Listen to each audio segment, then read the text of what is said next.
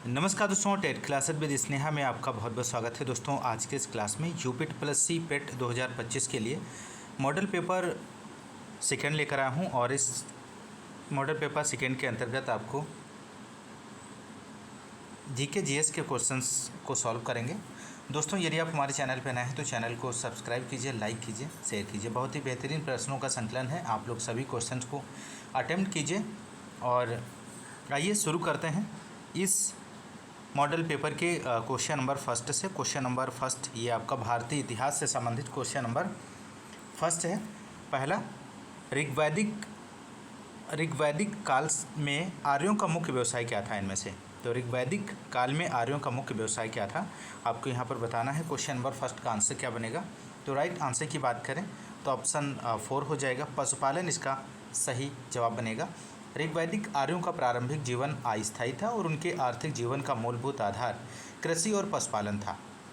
अगला प्रश्न है सेकेंड क्वेश्चन नंबर, बिंबिसार के बाद कौन उत्तराधिकार बना था?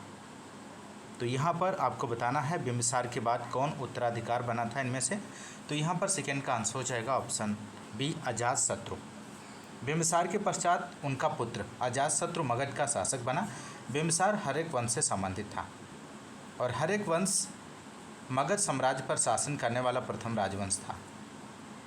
इस बात को भी आप लोग ध्यान रखिएगा। अगला प्रश्न है थर्ड, मराठी योद्धा शिवाजी के पिताजी कौन थे इनमें से? आपको यहाँ पर आंसर देना है, ऑप्शंस दिए गए हैं।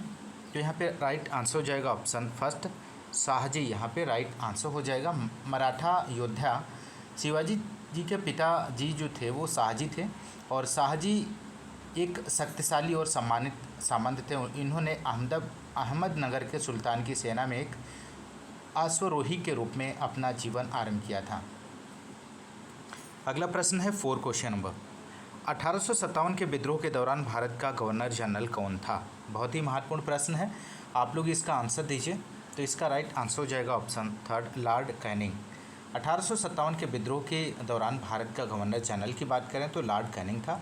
और इस विद्रोह के बाद 1858 ईस्वी का अधिनियम पारित किया गया जिसमें भारत के गवर्नर जनरल को वायसराय कहा गया। कैनिंग भारत का गवर्नर जनरल एवं वायसराय दोनों था। अगला प्रश्न है 5 क्वेश्चन नंबर, इसके साथ भारत में ब्रिटिश को फ्रांसीसी चुनौती का अंत हुआ था। आपको यहाँ पर बताना है।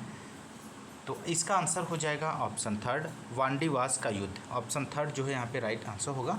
वांडीवास के युद्ध के साथ भारत में अंग्रेज़ों ने फ्रांसीसी चुनौती का अंत कर दिया क्योंकि इसमें फ्रांसीसियों की भयंकर हार हुई थी। अगला प्रश्न 6 क्वेश्चन नंबर, भारतीय आंदोलन से संबंधित ये रहा आपकी स्क्रीन पर। वर्ष 1914 में भारतीय राष्ट्रीय दल की बर्लिन में स्थापना किसने की थी? ये भी क्वेश्चन बहुत ही महत्वपूर्ण है दोस्तों, आप लोग इसका आंसर दीजिए। तो यहाँ पर 6 का आंसर हो जाएगा ऑप्शन 4, चंपक रमन पिल्लई। ऑप्शन 4 जो है यहाँ पे राइट आंसर हो जाएगा। डॉक्टर चंपक रमन पिल्लई ने 1914 ईस्वी में बर्लिन में भारतीय राष्ट्रीय कांग्रेस की स्थापना की और इस पार्टी के सदस्य लाला हरदयाल, तारकनाथ दास, मोहम्मद बरकतुल्ला, राजा महेंद्र प्रताप और वीरेंद्र नाथ चट्टोपाध्याय थे। तो इनको भी आप ध्यान रखिएगा साथ ही साथ। अगला प्रश्न 7 है यहाँ पर, जिस समय दिल्ली ब्रिटिश भारत की राजधानी बनी उस समय वायसराय कौन थे इनमें से? तो 7 का आंसर हो जाएगा लॉर्ड हॉर्डिंग। 1911 में, ध्यान रखिएगा 1911 ईस्वी में जब भारत की राजधानी कलकत्ता से दिल्ली स्थानांतरित किया गया था तो लॉर्ड हॉर्डिंग 1910 से 1916 तक भारत के वायसराय थे। अगला प्रश्न यहाँ पर 8 क्वेश्चन नंबर, एयो ह्यूम के संबंध में निम्नलिखित में से कौन सा कथन सही नहीं है? तो क्वेश्चन में नहीं पूछा गया है, इनमें से आपको बताना है कौन सा कथन इनमें से नहीं है। तो 8 का आंसर हो जाएगा ऑप्शन 4 यहाँ पे सही आंसर बनेगा। उसने कांग्रेस के वार्षिक सत्रों की 2 बार अध्यक्षता की थी। तो ऑप्शन 4 यहाँ पे राइट आंसर बनेगा। Next 9 question number, Gandhi ji द्वारा सन 1933 तक संपादित समाचार पत्र का नाम क्या था इनमें से? तो आंसर हो जाएगा ऑप्शन बी, यंग इंडिया इसका राइट आंसर बनेगा। गांधी जी द्वारा संपादित समाचार पत्र यंग इंडिया था जो 1919 से 1932 तक निकलता रहा और इसके बाद 1933 में हरिजन अंग्रेजी और हरिजन बंधु गुजराती और हरिजन सेवक हिंदी संपादित होने वाले प्रमुख समाचार पत्र थे। अगला प्रश्न है 10 क्वेश्चन नंबर, अंग्रेजों द्वारा निम्न में से किस क्रांतिकारी को फांसी की सज़ा दी गई थी इनमें से? तो आंसर हो जाएगा 10 का ऑप्शन थर्ड, राजगुरु यहाँ पे सही आंसर होगा। अगला प्रश्न भूगोल से संबंधित है दोस्तों। यहाँ पर 11 क्वेश्चन नंबर, ग्रीष्म ऋतु में धूल भरी आंधियाँ तापमान पर क्या प्रभाव डालती हैं? तो आपको यहाँ पर बताना है ग्रीष्म ऋतु में धूल भरी आंधियाँ तापमान पर क्या प्रभाव डालती हैं। तापमान को थोड़ा बढ़ाती हैं, तापमान को घटाती हैं, तापमान को बहुत अधिक बढ़ाती हैं, कोई प्रभाव नहीं डालती हैं। तो 11 का आंसर यहाँ पर आपको देना है। तो यहाँ पर राइट आंसर हो जाएगा ऑप्शन सेकेंड, तापमान को घटाती हैं। सेकेंड इसका सही जवाब बनेगा। नेक्स्ट है 12 क्वेश्चन नंबर, विषुवत रेखा इक्वेटर के समांतर काल्पनिक रेखाओं को क्या कहते हैं? तो आपको यहाँ पर आंसर देना है विषुवत रेखा के समानांतर काल्पनिक रेखाओं को क्या कहा जाता है? तो यहाँ पे 12 का आंसर हो जाएगा ऑप्शन फर्स्ट, लैटिट्यूड्स, अक्षांश कहा जाता है। अगला प्रश्न है 13 क्वेश्चन नंबर, गारो और खासी जनजातियाँ मुख्य रूप से पाए जाते हैं तो कहाँ पाई जाती हैं? मणिपुर में, मेघालय में, मिजोरम, छोटा नागपुर। तो 13 का आंसर हो जाएगा सेकंड, मेघालय इसका सही जवाब बनेगा। अगला प्रश्न है यहाँ पर 14, रायसीना हिल कहाँ पर स्थित है? आपको यहाँ पर बताना है दिए गए ऑप्शंस में से। तो आप लोग इसका आंसर दीजिए दोस्तों फटाफट। इसका सही जवाब क्या बनेगा? तो आंसर हो जाएगा नई दिल्ली में। रायसीना हिल नई दिल्ली में स्थित है और भारत का राष्ट्रपति भवन यहाँ पर स्थित है।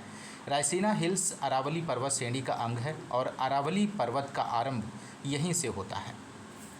अगला प्रश्न यहाँ पर 15 क्वेश्चन नंबर, सबसे पुरानी चालू परिष्करणशाला रिफाइनरी कहाँ पर स्थित है? ये क्वेश्चन बहुत ही महत्वपूर्ण है।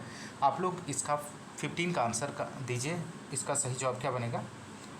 तो यहाँ पर क्वेश्चन नंबर 15 की बात करें तो सबसे पुरानी चालू परिष्करणशाला जो रिफाइनरी है वो टेक्सास में है, जो 1934 में ही बन गई थी।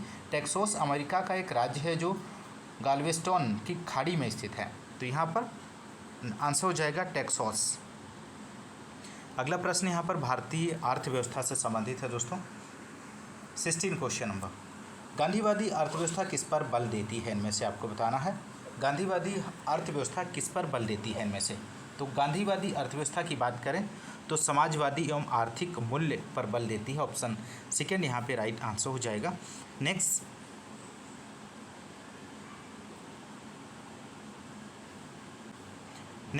17 क्वेश्चन नंबर, उस रोजगार की स्थिति को क्या कहते हैं जिसमें कृषि श्रमिकों की उत्पादकता शून्य होती है? तो यहाँ पर 17 का आंसर हो जाएगा दोस्तों ऑप्शन थर्ड, प्रच्छन्न बेरोजगारी कहते हैं। नेक्स्ट क्वेश्चन नंबर 18 है, प्रधानमंत्री सुकन्या समृद्धि योजना का शुभारंभ कब किया गया था? तो इसका आप लोग आंसर दीजिए। 18 का आंसर क्या बनेगा? तो आंसर हो जाएगा थर्ड ऑप्शन, जनवरी 2015 में इसका शुभारंभ किया गया था। अगला प्रश्न 19 है, भारत में हरित क्रांति के अंतर्गत विकसित बीज वाली फसलों की उच्च पैदावार वाली किस्मों का चयन आपको यहाँ पर करना है। ऑप्शंस दिए गए हैं, तो यहाँ पर इसका राइट आंसर आप लोग दीजिए। सही जवाब क्या बनेगा? तो राइट आंसर होगा ऑप्शन फर्स्ट, चावल, गेहूँ, दलहन, तिलहन और गन्ना यहाँ पर राइट आंसर होगा। नेक्स्ट क्वेश्चन नंबर 20 है, वाणिज्यिक बैंकों द्वारा भारतीय रिजर्व बैंक के पास रखे गए सांविधिक न्यूनतम से अधिक रिजर्व कहलाते हैं इनमें से। तो क्या कहलाते हैं? तो 20 का आंसर हो जाएगा नकदी रिजर्व कहलाते हैं। अगला प्रश्न है 21, भारतीय संविधान एवं लोक प्रशासन से संबंधित क्वेश्चन नंबर 21 है, निम्नलिखित में से किसका सबसे अधिक प्रभाव भारतीय संविधान के आपातकालीन उपबंध के ऊपर है? तो यहाँ पर 21 का आप लोग आंसर दीजिए।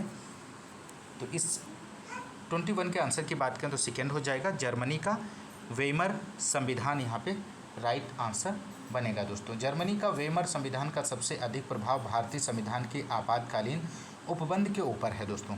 अगला प्रश्न है 22, संविधान प्रारूप समिति के समक्ष प्रस्तावना का प्रस्ताव किसने रखा है? तो इनमें से आपको बताना है। तो यहाँ पे राइट आंसर हो जाएगा 22 का फर्स्ट ऑप्शन, जवाहरलाल नेहरू इसका राइट जवाब बनेगा। संविधान प्रारूप समिति के समक्ष प्रस्तावना का प्रस्ताव जवाहरलाल नेहरू ने पेश किया था। अगला प्रश्न है 23 क्वेश्चन नंबर, भारतीय संविधान का अनुच्छेद 125 किससे संबंधित है दोस्तों? यहाँ पर आपको बताना है भारतीय संविधान का अनुच्छेद 125 किससे संबंधित है? तो यहाँ पर इसका जो राइट आंसर होगा दोस्तों ऑप्शन सेकेंड हो जाएगा। सर्वोच्च न्यायालय के न्यायाधीशों के वेतन भत्ते एवं अन्य सुविधाओं से संबंधित उपबंधों से है। अगला प्रश्न यहाँ पर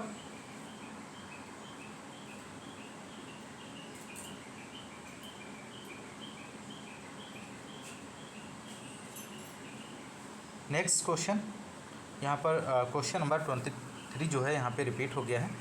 बढ़ते हैं अगले क्वेश्चन की ओर। 24, भारतीय संविधान का कौन सा अनुच्छेद मुफ्त कानूनी सहायता और समान न्याय प्रदान करता है इनमें से? तो आप लोग यहाँ पर आंसर दीजिए। 24 का राइट आंसर हो जाएगा 39A, यहाँ पर राइट आंसर बनेगा। अगला प्रश्न है 25, ग्राम पंचायत का कोई सदस्य हस्तलिखित आवेदन मुखिया को समर्पित कर त्यागपत्र दे सकता है। आवेदन समर्पित करने के कितने दिनों बाद त्यागपत्र प्रभावी माना जाएगा? तो यहाँ पर आपको आंसर देना है। इसका सही जवाब क्या बनेगा? तो इसका राइट आंसर जो होगा यहाँ पर फर्स्ट हो जाएगा 7 दिनों के बाद। अगला प्रश्न है सामान्य विज्ञान से संबंधित दोस्तों। यहाँ पर देखेंगे क्वेश्चन, निम्नलिखित में से कौन सा एक प्रकाश संश्लेषी वर्णक नहीं है इनमें से? तो आपको बताना है इनमें से कौन सा प्रकाश संश्लेषी वर्णक नहीं है। तो 26 का आंसर आप लोग दीजिए। यहाँ पे आंसर हो जाएगा एंथोसाइनिन। एंथोसाइनिन यहाँ पे राइट आंसर हो जाएगा। अगला प्रश्न है 27, पाचन क्रिया में प्रोटीन निम्नलिखित में से किस पदार्थ में बदल जाते हैं? तो आंसर होगा यहाँ पर अमीनो अम्ल में बदल जाते हैं। अगला प्रश्न है 28, सहसंयोजी बंध में परमाणु इलेक्ट्रॉन क्यों साझा करते हैं? तो 28 का आंसर हो जाएगा ऑप्शन फर्स्ट, एक आदर्श गैस इलेक्ट्रॉन विन्यास प्राप्त करने के लिए। अगला प्रश्न है 29, अपने चेहरे को उसके सामान्य आकार से 4 गुना बड़े और सीधे प्रतिबिंब के रूप में देखने के लिए लड़की को 120 सेमी त्रिज्या वाले एक अवतल गोलाकार दर्पण के सामने कितनी दूर खड़ा रहना होगा? तो यहाँ पर 29 का आंसर की बात करें तो यहाँ पर ऑप्शन सेकेंड हो जाएगा, दर्पण से 45 सेमी की दूरी पर यहाँ पे सही जवाब बनेगा दोस्तों। अगला प्रश्न है 30 क्वेश्चन नंबर, एक बेसबॉल को हवा में ऊपर की तरफ फेंका जाता है तो बॉल का अपने उच्चतम बिंदु पर त्वरण क्या है?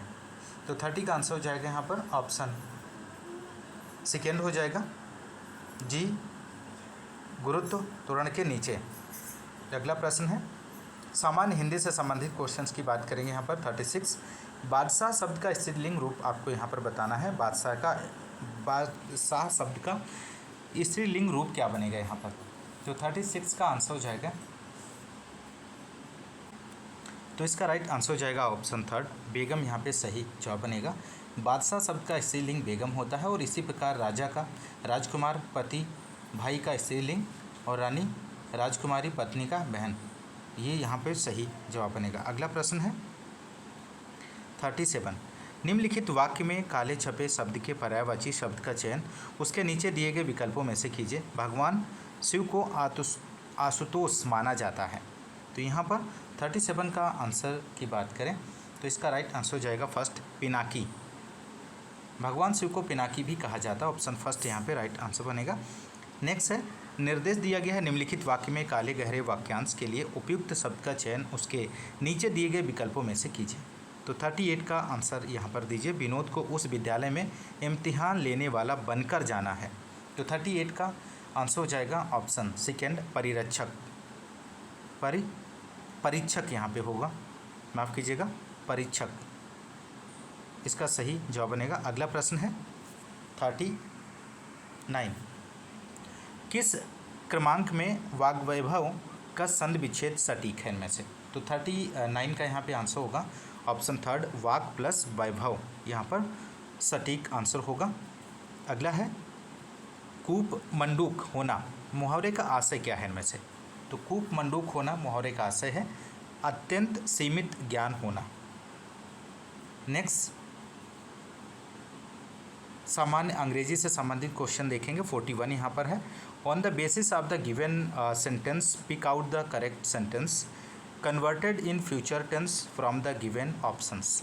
तो a few scholar left Karachi for abroad, तो यहाँ पर ऑप्शंस यहाँ पे दिए गए हैं।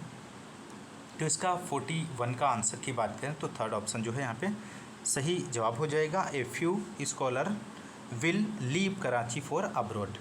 अगला प्रश्न है 42।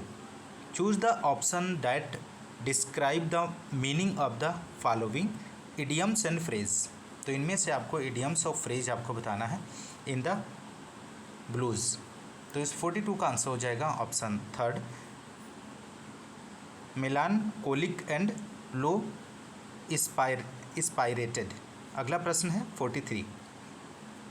डायरेक्शंस दिया गया है 43 से 45। In the following questions you have one brief passage with 3 questions following the passage, read the passage carefully and choose the best answer to each question out of the 4 alternative.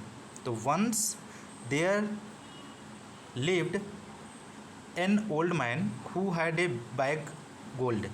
He was foolish. He dug a hole in the ground and put the bag of gold into the hole. Then he covered the hole with a stone. He used to visit the place nearly every day. So he would take away the stone and put his fingers into the hole. Then he would touch the gold and feel very happy. तो यहाँ पर आपको ये passage दिया गया है और यहाँ पर क्वेश्चन नंबर जो 43 है इसके आंसर की बात करते हैं। The old man hide the gold. तो यहाँ पे आपको आंसर देना है। तो इसका राइट आंसर हो जाएगा अंडरग्राउंड।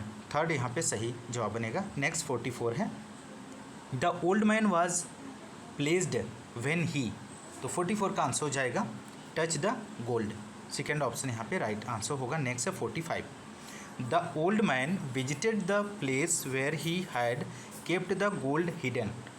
तो 45 का आंसर हो जाएगा option third, almost every day. इसका सही जवाब बनेगा। अगला प्रश्न सामान्य जागरूकता से संबंधित 61 क्वेश्चन नंबर। लेपाक्षी में स्थित मंदिर अपने झूलते हुए स्तंभों के लिए प्रसिद्ध है और विजयनगर शैली में निर्मित है, जिसे मंदिर भी कहा जाता है।